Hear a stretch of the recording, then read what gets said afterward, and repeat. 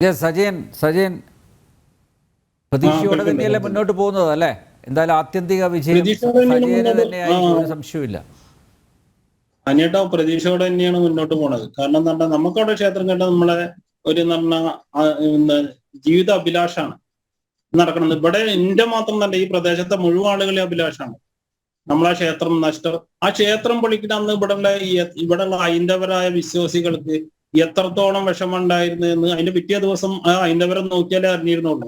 അവരെ മുഖത്തൊന്നും ഒരു ഓര പോലും ഉണ്ടായിരുന്നില്ല. കാരണം എന്താ പറഞ്ഞാൽ അങ്ങനെയാണ് അവര് പൊളിച്ചിട്ട് രാത്രിയിൽ ആ വലിയ ക്ഷേത്രത്തിന്റെ ശിലകളൊക്കെ നമ്മുടെ ഹൃദയമാണ് ആ ഒരു മാന്തി പൊളിച്ചിരുന്നതെന്നാണ് മനസ്സിലാക്കാൻ കഴിയുന്നത്. കാരണം എന്ന് പറഞ്ഞാൽ ഓരോ ഹൈന്ദവന്റെയും വേദന അന്ന് ശരിക്കും വ്യത്യാസപ്പെട്ടുള്ള ജനങ്ങൾക്ക് മനസ്സിലായിരുന്നു. കാരണം അന്ന് മുതൽ നമ്മളിപ്പോ എത്ര കാലമായി, 1992 മുതൽ ഇന്ന് ഏകദേശം 2024 അവസാനിക്കാറായി. ഇതേവരെയും നമ്മൾ അതിന്റെ പിന്നിൽ തന്നെയാണ്.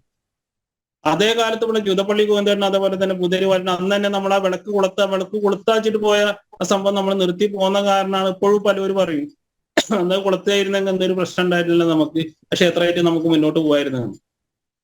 കാരണം എന്ന് വെച്ചിട്ടുണ്ടെങ്കിൽ ആ ക്ഷേത്രത്തിനെ നമുക്ക് പറയുകയാണെങ്കിൽ അതിനെ നമുക്ക് എങ്ങനെയാണെന്ന് പറയാൻ പോലും പറ്റാത്ത അങ്ങനത്തെ ഒരു ക്ഷേത്രമാണ്. ഈ കരിങ്കല്ലിന്റെ ശില കൊണ്ട് മാത്രം ശ്രീകോവില്, അതിന് ചുറ്റും ക്ഷേത്രം, ഉപക്ഷേത്രങ്ങൾ, അതോടൊപ്പം തന്നെ വലിയ ചുറ്റുമതില്. ഈ ചുറ്റുമതിലൊക്കെ പൊളിച്ചുകൊണ്ടുപോയിട്ട് നമ്മളെ പുഴയുടെ അരുവിനാണ് പുഴയുടെ അതിര് കെട്ടിയുള്ളത്. അതും ഞാൻ പറഞ്ഞില്ല, പള്ളത്തെ ഔക്കര് എന്ന് പറഞ്ഞ ആളാണ് ഈ തീരദേശം കയ്യേറിയിട്ട് അതിര് കെട്ടിയിട്ടുണ്ട്. പുഴയുടെ അരുവിൽ ഇപ്പോഴും അതിന്റെ കല്ലുകളുണ്ട്, ചുറ്റുമതിലിന്റെ ഫുള്ളായിട്ട് കെട്ടിയിട്ടുണ്ട്.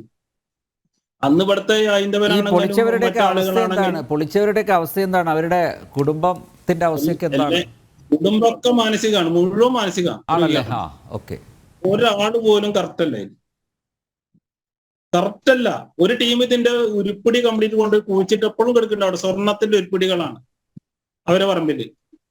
ആ സാധനം അയാൾ ഇവിടെ കൊടുന്നിട്ട് കൊടുത്താളെ എന്ന് പറഞ്ഞിട്ട് കിടന്ന് മരിച്ച ആളാണ്.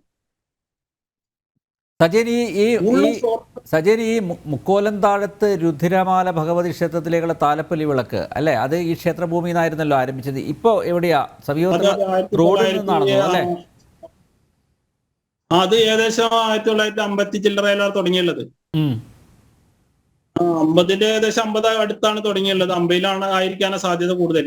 ഒരു മൂക്കോലന്തായത്ത് രുദ്രമാല, അതേപോലെ തന്നെ മൂക്കോലന്തായത്ത് ഭുവനേശ്വരി ക്ഷേത്രം, ഈ 2 ക്ഷേത്രത്തിലേക്ക് അവിടുന്ന് താലെടുത്ത്. പിന്നെ ഈ മൂക്കോലന്തായത്ത് രുദ്രമാല പിന്നെ അവരുടെ തൊട്ടടുത്ത അമ്പലത്തിൽ നിന്നാക്കി. ഈ ഒരു ക്ഷേത്രം അന്നേ മുതൽ ഇന്നേ വരെയും അവർ താലപ്പൊലി മഹോത്സവപ്പെടുന്നതാണ് തുടങ്ങുന്നത്, താലം കൊളുത്തിയിട്ട് കൊണ്ടുപോണത്. ആദ്യകാലത്തെ ഉള്ളിൽ, പിന്നീട് പുറത്തുനിന്നാണ് അവര് മതിലൊക്കെ കെട്ടി അതിൻ്റെ ഉള്ളിൽ കയറിയിരുന്നതാക്കി.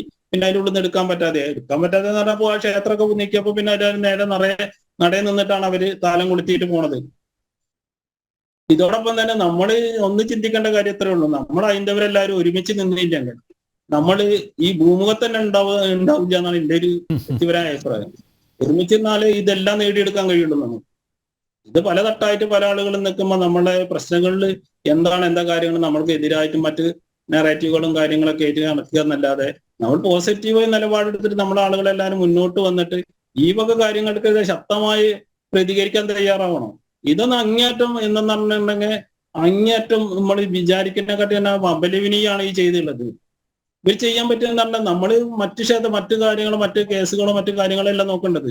ഈ മൗലത്ത് സഭ ചെയ്തെന്ന് പറഞ്ഞിട്ടുണ്ടെങ്കിൽ അങ്ങേയറ്റം തെറ്റും നെറിയോടെ ചെയ്തുകൊണ്ട് ഇവിടെയുള്ള ഹൈന്ദവരോടും വിശ്വാസികളോടും, ഇസ്ലാം സഭ മാത്രമല്ല കേട്ടോ, ഇതിൽ അവര് പങ്കുകൂടിയുള്ളത്, അവരോടൊപ്പം കൂടിയുള്ളത് ഇവരാണ്, മുസ്ലിം ലീഗുകാരാണ്.